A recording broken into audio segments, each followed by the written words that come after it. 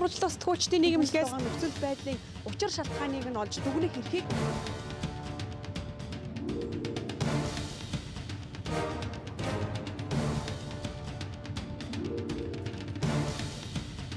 учир нь цагаан тахал нэртэй хад тамхи гэх энэ зүйл дэлхийн 265 сая хүнийг нөмрөөд байна.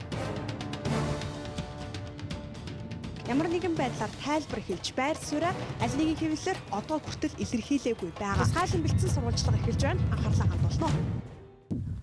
Үзэгчдийн дараа амгалан айлтгах Игэл телевизийн дэрэгдэх Монголын эрен сурвалжлах сэтгүүлчдийн нийгэмлэг ээлж нэвтрүүлгээ хүргэх гэж байна. Улаанбаатар хотод амьдарч байгаа нийт иргэдийн 70% нь гэр хороолт оршин суудаг. За эдгээр иргэдийн нэг чин хүсэл нь бол орон сууцнд амьдрах байдаг юм. Энэхүү хүслийн биедүүлэхээр Монгол улсын үе үеийн засгийн газар орон сууцчуудах хөтөлбөрүүдийг хэрэгжүүлж ирсэн байдаг.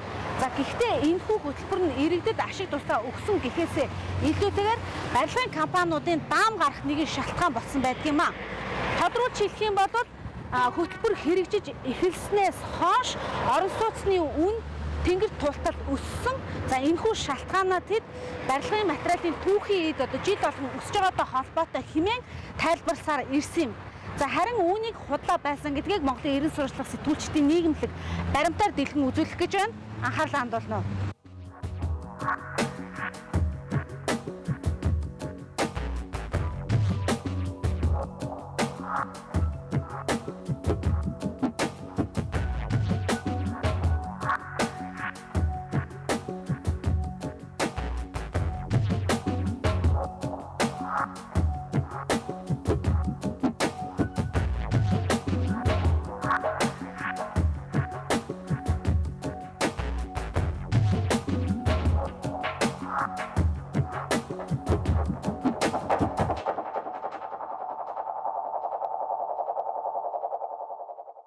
Үл хөдлөх хөрөнгийн үн өсөх явдал нь төр засгийн оролцоогүйгээр хизээч явагддаггүй.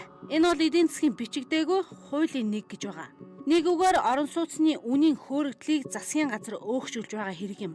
Тэдний боломж багтаа иргэдийг дэмжих хөтөлбөрүүд нь үнэндээ барилгын салбарынханд өгөөш болсоор ирсэн.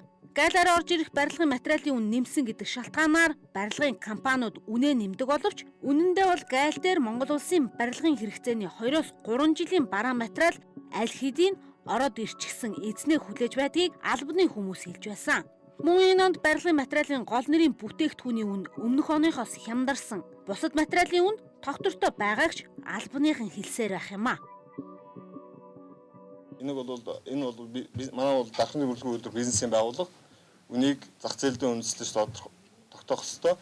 Энэ үнийг хямдруулаад бүхэл боломжтой хэлбэрүүдийг ашиглан арматурын үнийг бууруулах тийм чиглэлийг бодлого болгон баримталж ажиллаж байна. Гадныхан бол яг өвлөрхөн үнээр барилгын материал нийлүүлээ гэдэг санал аягүй их яаж байгаас дунд нь ингээ ченжийн сүлжээ явагдаад нэмэгдээд байгаа болохоос тэгтээ өнөөдөр зах зээлд судалгаа гэдэг барилгын материал үнийн 10% л нэмэгдсэн байна. За энэхүү албаныхны улиг болтол хэлсээр ирсэн уг тайлбарыг барилгынхан ч нохоо хуцах мэт хүлээн авч тоохоо байлаад байгаамаа. Тэгвэл төмөр карказан бүрэн цутгамал барилга бүрэн ашиглалтанд ороход 1 м квадрат нь 800 мянган төгрөгтөл боссон бодит жишээг одоо үзэгч танд хүргье. За энэ миний барьсан байшин бол бүрэн каркас цутгамал одоо орчин үед орон сууцны барилгад хэрэглэгдэж байгаа технологиор баригдсан. Газар хөдлөлтийн 8 балт хэсвэлтэй гэдэг одоо технологи байгаамаа. Бүрэн цутгаж барьсан байшин байна. Тэгэхээр барилгын метр квадратын босч байгаа одоо энэ өртгийг бид нар судлаад явж л байгаа юм л та. Тэгэхээр таны одоо яг энэ барилга нийт хичнээн метр квадратын өнөөдрийн байдлаар хэдэн метр квадрат нь хичнээн төгрөгт босчоод байна. За миний одоо оруулсан хөрөнгөөр бол энэ маань 500 м2 ашигтай талбайтай подуултаа нийлээ 4 давхар байшин байгаа. Тэгээ 9.5-ын суурийн хэмжээтэй барилга нийтдээ ашигтай талбай нь 500 м2 гэж тооцоолоод яг бодоход метр квадрат 800 мянган төгрөгөөр одоо бүрэн одоо ашиглалтанд ороход болохоор юм байна. Тэгэхээр энэ нөгөө сан техник ингээд л цахилгаан ухсралт ингээд бүх юм байгаа шүү дээ. Халуун дулаан гээл тэг бүх асуудал шийдэгдэж орж байгаа шүү дээ. Мөн одоо бас Энэ дээр газрын үн бас тодорхой хэмжээгээр байдаг шүү дээ. Тэгэхээр газрын яг хичнээн төгрөгөөр гэдэг ингээд нарийн задлаад хэлвэл. За тэгээ одоо манай энэ байрлал бол яг нөгөө энэ зам дагуу гэдгээр газар нь бол үнэтэй байсан. Тэгээ би бараг 100 сая төгрөгөөр газрыг худалдаж авч ээж энэ барилгаа одоо эхлүүлсэн юм аа. Тэгэхээр энэ газрын үн бол саяны 800 мянган төгрөгийн дотор бол шингэсэн байгаа. Тэгэхээр газар бол хэрвээ өртөг хямд бол барилга бол илүү л хямд босох юм байлээ. Тийм. Тэгээд энэ барилгын материалуудаа бол бүгднгийн одоо дотоодын зах зээл дээрээс худалдаж авсан. Хэрвээ хятад улсаас тээвэрлэж оруулжсэн бол бүр хямд тус байж юу? Урдаас бөөнөр нь оруулж ирээд явал хямд тусгүй яах вэ? Минийх бол яг нөгөө хэмжээ багтаа барилга болохоор тэгээ нөгөө миний санхүүжилт маань нөгөө нэг бөөнөр орж ирэх боломжгүй байсан болохоор дандаа зах зээлээс худалдаж аваад ичгэлээ.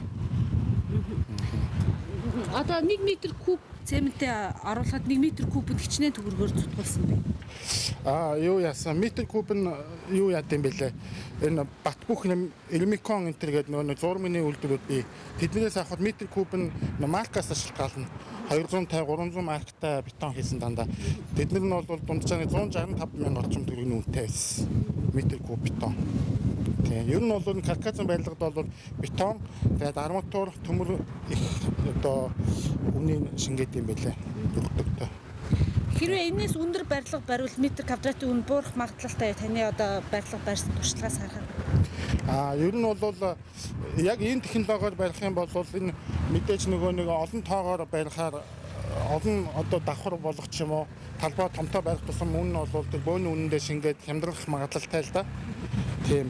Зүгээр тоосгоор барих ч юм уу өөр технологи өөр материал ашиглаж барих юм бол тоосгон барилга бол энэ каркасын барилгаас бол 3 дахин бага үнэтэй босдог гэж би сонсч байсан. Тэгэхээр яг хамгийн өндөр үрдгээр баригдаж байгаа нь бол тиймэрхүү юм байна. Тийм. Яг би хуваараа барьсан болохоор миний тооцоогоор яг л тийм 800 мянгад газрын үн мөнтэйгээ ороод тэгэж л гарч ирж илээ. Ашиглаж байгаа сантехникийн материал хэрэгслүүд дотоодын зах зээл дээр ч гэсэн яг аль улсад үйлдвэрлэгдсэн бүтээгдэхүүнүүд вэ? Манай зах зээл дээр бол ихэвчлэн хятад улсаас ирж байгаа бараа материалууд байгаа л да. Гэхдээ би бол сантехникийн материалуудаа ихэвчлэн одоо тэр Оросын турба тэгээд Чехийн нам даралтын тоогоо гэх мэтчлэн ер нь боломжтой бол одоо дотор төслийнхаа материалыг солонгосын юм үйлч гэдэг юм уу болж өгнө гадаадын арай хятадаас өөр орныхыг сонгохыг илмэлж байгаа. Тэгээд тэр нь бол үнийн зөрүү бол байдаг юм байлээ. Тийм хэрвээ хятадын тийм бөөний үнээр гаднаас оруулж ирж их юм бол илүү хэм тусгал юм байлээ гэж бодож байгаа. Дараа нь би дахиж байдлаар бол одоо юм сайн судалж ээж байхаар бодогдож байна. Анх удаа барьсан болохоор жоохон зарим зүйлийг буруу тооцоолж өртөг өндөр гаргасан гэж магадгүй гэж бодож байгаа. Барилга яг хэдээс хэдэн оны хооронд баригдчихв? Би нодны жилийн 7 сараас эхэлсэн. Тэгээд өвөл зогсоод 5 сараас эхэлж өргөжлөж байгаад дуусчихна. Одоо ашиглалтанд авахгүй 8 сарын 1-нд оруулах гэж байж байна да. Тэгэхээр энэ хугацаанд нөгөө барилгын материалын түүхийн эдийн үн өссөн хэлбэлцсэн байгаа шүү дээ. Одоо бол барилгын компаниуд яг энэ шалтгаанаар бол үнэ нэмээд байгаа шүү дээ. Тэгэхээр таних үн нэмэгдээд яг өөрчлөлт орсон зүйл байна уу? Энэ бол үн нэмж байгаа шалтгааныг би бол ерөөсөө санал нийлэхгүй байгаа. Ягаад гэвэл би одоо барилгынхаа ажлыг дуусгахын тулд бас бетон, цемент авах ажил сая гарсан. Тэгээд цемент авахд нодны жилээс цементний үн хэд тонн тутамдаа 10-аас 20 мянган төгрөг хямдарсан байна.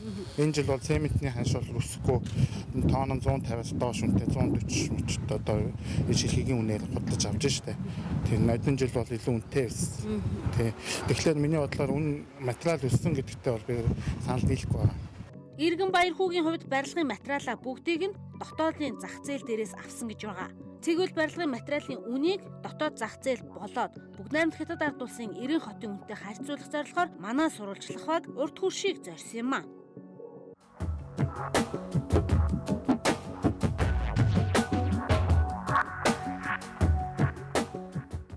Бид ерөнхийдөө барилгын материалын үнийг сонирхож үзлээ. Тэгэхээр барилгын материалын үн манайд зарагдаж байгаагаас энэ 2-3 тоннтой байгаамаа. Бүргэд халдварлалт хамгийн хямдтай энэ 70 мянган төгрөгийн ханштай байна. Манайдаас хамгийн хямдтай 200 мянган төгрөгийн ханштай байгаа.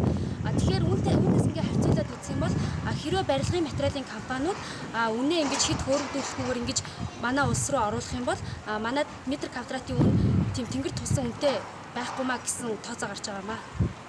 Эрийн хотод барилгын материалын үн манайхаас 2-3 дахин хямд үнэтэй байх.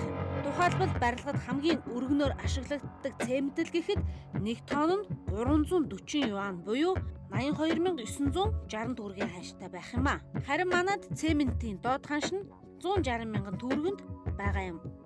Одоо үзэгчдэнд 90 дахь барилгын материалын үнийг олонний хэлж заншсан 100 айлын барилгын материалын үнэтэй харьцуулсан судалгааг хүргье.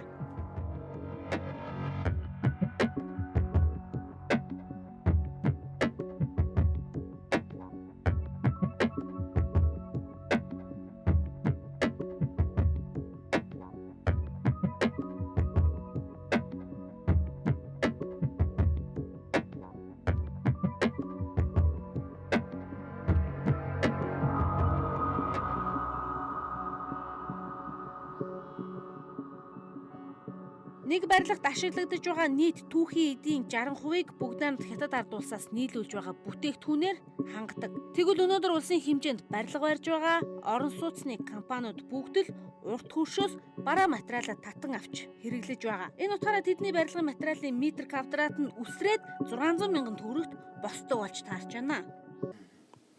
10% нэмэгдсэн үнийн нэмээ. Дээрээс нь газрын үнийн нэмээд ахтал сая 100 гарах хэрэгтэй байхгүй юу? Барилгын компаниудын ашиг хэд өндөр байгаа. Учир нь тэдний ирээдүйд тодорхой байдаг учраас тэд нэг барилгаас дор хаяж 2 тэрбум төгрөгийн ашиг олохоор улаардаг гин. Гэхдээ энэ 2 тэрбум төгрөг нь хитийн хит бага, бараг л ашиг биш гэгддгийг энд онцлоод хэлчихье. За том компаниуд нь одоо ажлын фронттой байж магадгүй. За жижиг одоо ангуудаа барьж байгаа ч үгүй юм 2 3 дахь орон сууцаа барьж байгаа компаниудын дараагийн орон сууц нь хаана баригдах нь тодорхойгүй учраас нэг төсөл дээрээс максимум ашиг авахын төлөө ажиллаж байна. Яагаад болохгүй гэж гэдэг бодлоор ажиллаж байгаа байхгүй юу? Нэгэнт одоо эрэлтэн байж, боломж нь байж байгаа бол яагаад ашиг олж болохгүй гэдэг хандлагаар явж байна одоохондоо. Нэг орон сууц барьлаа, тэрнээс олж байгаа ашиг орлогоороо дараагийнхаа газрыг авдаг, дараагийнхаа юу гэдэг эсвэл олдохгүй бол яах вэ? Асан ажилгүй сууж байгаа компаниуд байж л шүү дээ. Бурхангүй газрын бум галзуурн гихч үлгэрийг барилгын компаниуд жинхэнэ утгаар нь үзүүлж байна. Бид хотын аслагдсан дүүрэгт барилгын метр квадратын үн 888,000-аас сая 100,000 төгрөгийн хооронд байгааг олзолж Багнуур болон Налах дүүргийг зорьсон юм а.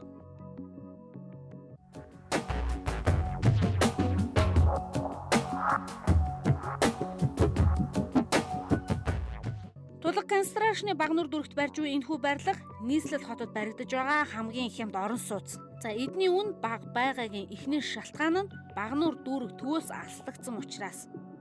Харин удаах нь хуучин орон сууцыг угсарч байгаа гэх юм а. Бид одоо хуучин одоо дивизийн боксермод башин буулгаж авчиж одоо барьж байгаа учраас бас энэ үн нөлөөлж байгаа гэж. Угсармал барилгыг одоо буулгаад буцаж авчирж ирээд одоо барина гэдэг нь бол яг одоо бүрэн цутгамалч гэдэг юм уу те бүрэн цутгамал болоод одоо тоосгоор баригдаж байгаа энэ барилгуудаас үн өртгийн хувьд хэр хямд байна? Мэдээж хямд болоод харьцангуй одоо үнэлгээний хувьд хямд байгаа байхгүй. Одоо яг энэ ашиглагдаж байгаа вакуум цонх за тэгээд бусад нэг сангийн хэрэгсэл цахилгааны хэрэгслүүд байгаа штэ. Эдгээр материал одоо хаанаас татж байгаа? Вакуум цонхны хувьд бол манайх одоо жижиг цехэнд байгуулад эндээ хийж байгаа. Тий. Тэр бас одоо бас үнд нөлөөлж байгаа. Сангийн одоо материал гэдэг юм уу одоо бусад зүйлүүд бол одоо шууд урдаас батж байгаа. Энэ Багнуур шиг шүү дээ. Төмөж амтай шууд батждаг учраас бас тэнд бас нөлөөлж байгаа. Тэгэхээр нөгөө тээврийн зардал нь Улаанбаатарыг харьцуулахад их байх уу бага байх уу? Улаанбаатарт шууд татсан, наашин шууд татсантай энэ хавцаад байна. Ямар ч компани хотын төвд барилга барих туйлын зорилготой байх юм. Энэ хүслийн цаана үнэ өсгөөд давхар ашиг олчих даалт санаа бас л нуугдаж байгаа. Хаул дүүргийг стооцвол Улаанбаатар хотод баригдаж байгаа нийт барилгын хамгийн өндөр үнэтэй. За миний ард харагдаж байгаа энэхүү орон сууцны барилга Сүхбаатар дүүргийн 5 дугаар хороонд байрлаж байгаа энэхүү барилгын метр квадратын үнэ нь $3,000 буюу за 4,200,000 төгрөгөөр борлуулагдаж байгаа юм. Ийм өндөр үнэтэй байгаагийн шалтгааныг борлуулалтын албаны менежер нь хотын А зэрэглэлийн бүсд байгаа гэх хэмээн тайлбарлаж байх юм а. Угтаа энэ барилгын баан нь алт хаалган мөнгөөр хийгдэх гээгүй юм бол ийм өндөр үнээр борлуулах шаардлага байхгүй. Барилгын явцыг харахад бусдын ладал төмөр каркас зарц сутгаж дүүргэлтийн блокоор гүйцээж байгаа юм. Харин цахилгаан сангийн төхөөрөмж нь Европ технологи гэх. За тэглээгээд барилгын метр квадратын үнийг 4 сая 200 мянган төгрөгөөр худалдан борлуулах нь хэр бодит болох нь ойлгомжтой. Үүнээс даварсан нэг жишээг одоо танд хүргэе. Налах дүүргийн Гордох тосгонд байрлах Цэнгэг хотхон. Энэ хотхныг барьж байгаа Транспрогресс компани социализмын үед Оросуудын угсралтыг нь хийчихэд барьж дуусгаагүй үлдээсэн барилгыг ашиглан за түүнд ердөө засал чимэглэл хийгээд метр квадратыг нь 1 сая 250 мянган төгрөгөөр борлуулж байх юм. Бэлэн бүтээгдэхүүнийг засч янзалж хаад ийм үнэтэй борлуулж байгаагаа компани зүгээс материалаа 2-3 удаа татсантай холбоотой гэх өрөвдөлтөй шалтгаанаар тайлбарлаж орхилоо.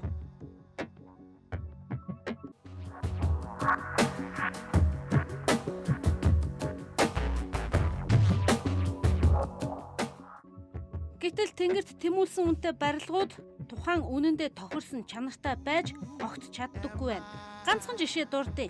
Сүхбаатар дүүргийн 1-р хороо автозамчдын гудамжинд оюун туяа захиралтай UMD компанийн 12 давхар орон сууцны барилга сүндэрлэж байгаа. Гэтэл барилгын угсралтын ажил нь холбогдох хууль болон бусад дүрм журмаар тогтоосон шаардлагуудыг маш ихээр зөрчиж байх юм а. Нэгдүгээр хот байгуулалтын тухай хуулийн 12 дугаар зүйлийн 12-ын 6-ын 3-т хот байгуулалтын төлөвлөгөөнд хамрагдсан нийт нутаг дэвсгэрийн 30-аас доошгүй хувь. Мөн газрын тухай хуулийн 56 дугаар зүйлд эзэмшил газрын 10-аас доошгүй хувийг ногоон байгууламжтай байлгана хэмээн заасан байдаг. Харин энэ барилга ногоон байгууламж төлөвлөөгүй барилгын орчны тогтчлт хийгч газаргүй байгаамаа. Хоёрдугаарт эрчим хүчний тухай хуулийн 33 дугаар зүйлд заасан хамгаалтын зурс дотор орон сууцны барилга байгууламж барихыг хориглосон. Харин энэ барилга хоргийг үл хаахран баруун талаараа цэвэр усны 400-ийн хоолой, хойд талаараа дулааны шугам сүлжээнд тулган баригдаж байгаамаа.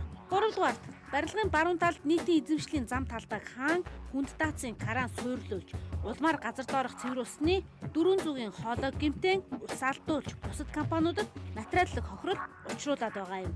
Дөрөвдүгээрт за энэ нь хамгийн ноцтой зөрчил юм. Барилгын гараж болон 1-р давхрын цутгалтын ажил 3 жилийн өмнө хийгдсэн. Ингэхдээ баг нь дам нуруунд нүдэнд харагдахуйц хазгай чанаргүй цутгагдсан байтал за дээр нь үргэлжлүүлэн 10 давхар каркад цутгаж байгаа нь иргэдийн аюулгүй амьдрах эрхийг шууд зөрчихөр байгаамаа. За харин 5 дугаарт UMD компани бусдын газрыг ямар ч зөвшөөрлгүйгээр ашиглан улмаар техникээр хүч дүрэн барилгын ажил гүйцэтгэхийг завдаж ажилчдаа түрхэрч байгаа нь хууль ёсны газар эзэмшигч байгууллага болон оршин суугчдын эрх ашигыг шууд зөрчиж эмх замраагүй байдал үүсгэх нөхцөл бүрдүүлэх болсон байна.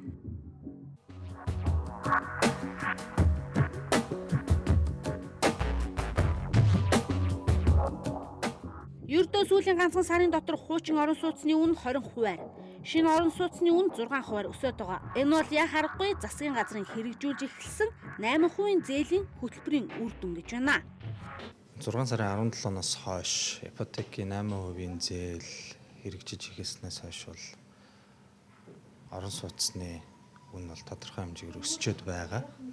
Ер нь бол зуны уйлралт бол үйл хөдлөх хөрөнгийн үн бол ингэж ер нь бол өсдөг. Тогтвортой байдаг. Гэтэл одоо 8%-аас хойш бол өссөн. Жишээ нь нэг өрөө байр 60 сая төгрөг өмнө нь байсан бол доотл нь 10 сая төгрөгөөр өсчээд байгаа л та. Уган шудраг өрсөлдөөн хэрэглэгчийн төлөө газар орон сууц санхүүжилтийн корпорацтай хамтран өнгөрсөн оны 11-р сараас барилга орон сууцны үнийн талаар улс орон даяар судалгаа хийсэн. Судалгааны үр дүнд Улаанбаатар хотод 1 м квадрат байрны үн 1 сая төгрөг байхтал компанида ашигтай иргэдэд боломжтой байх үн хэмээн үтсэн юм а. Энэ үнийг цаашид мөрдүүлэхийн тулд үн тогтворжуулах хөтөлбөр хэрэгжүүлж эхэлснээр ч засгийн газар зарласан байдаг. Харин хөтөлбөрийн үр дүн эх онд гарах учиртай хэмээн салбарынхан тайлбарллаа. Тэгэхээр орон сууцны барилгын эрэлт нийлүүлэлтийг дэмжих хөтөлбөр бол хэрэгжиж эхэлсэн байгаа. За энд яамны зүгээс ямар байр суурьтай оролцсон бэ гэхээр яам эрэлт нийлүүлэлтийг тоог нэгсэндээ гаргаж өгсөн. Тэгээ энэ тоог гаргаж өгсөний үндсэн дээр бол энэ хөтөлбөр байна хэрэгжээд явж байгаа. За яамны зүгээс гүйл тоог гаргасан гэж дээр хэлсэн байгаа. Энэ онд болоод эх онд Улаанбаатар хотод 34 мянган айлын орон сууц ашиглалтанд орох юм. Гэхдээ энэ орон сууцны байрнууд ашиглалтанд орлоо гэхэд эдгээр компаниудад бас санхүүжилт хэрэгтэй. Ингэжээж бол орон сууцны барилгуудад ашиглалтанд оруулж дуусгана гэсэн судалгаа гаргаж өгсөн учраас энэ хөтөлбөр маань хэрэгжээд явж байгаамаа. За бид нар бол ирэх намар энэ ондоо гэсэн үг Улаанбаатарт хэмжээнд 11 мянган айлын орон сууц ашиглалтанд орно. За энэ орон сууцны ашиглалтанд орж байгаа барилгууд бол нөгөө одоо өмнөх тэр гол нэр төрлийн бүтээгдэхүүний хөтөлбөрт хамрагдсан. Мөн дараагийнх нь болохоор орон сууцны үнийг нийлүүлэлтийг дэмжих хөтөлбөрт хамрагдсан аж ахуйн нэгжүүд энэ хэрвээ орон сууцны үнийг нэмэгдүүлсэн бод бид нар арга хэмжээ авна гэсэн ийм байр суурьтай явж байгаа. Монгол улсад зах зээл дээр байгаа бараа бүтээгдэхүүний үн хөөрөгдөж байна уу үгүй юу гэдгийг хяндаг засгийн газрын лут дом агентлаг байгаа.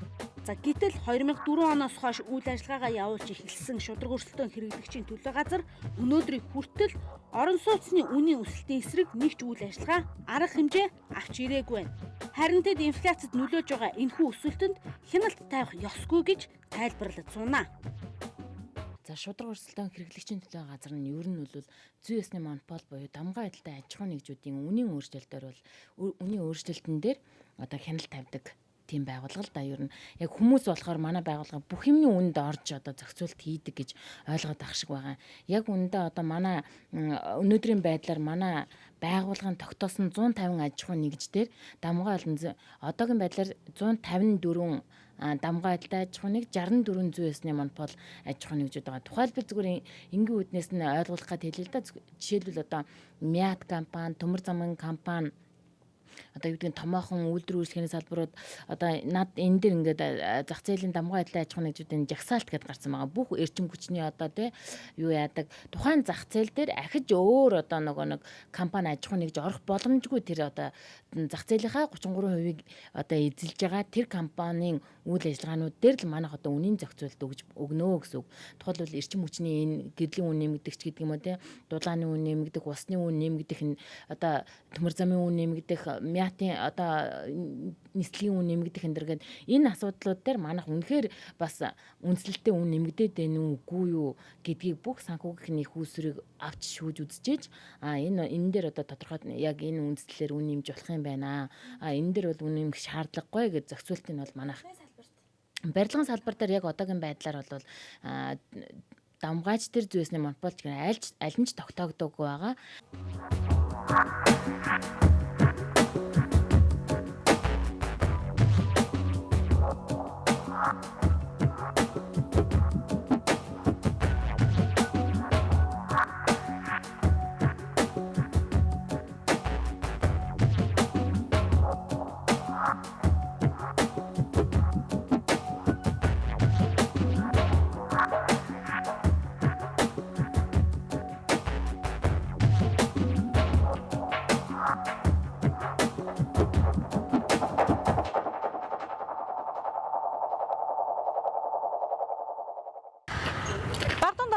Иргэдэд дэмжих гэсэн үе үеийн засгийн газрын хөтөлбөрүүд ачир дээр яг хэнийг дэмжсэн бэ гэдгийг энэхүү сурвалжлагын төгсгөд дүгнэх эрхийг үзэгч танд Монголын эрен сурвалжлах сэтгүүлчдийн нийгэмлэг үлдээ анхаарлаа хандуулсанд баярлалаа.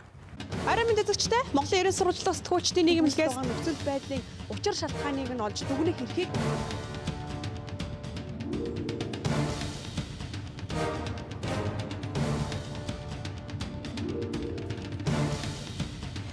учир нь цагаан тахал нэртэй хар тамхи гэх энэ зүйл дэлхийн 265 сая хүнийг нөмрөөд байна.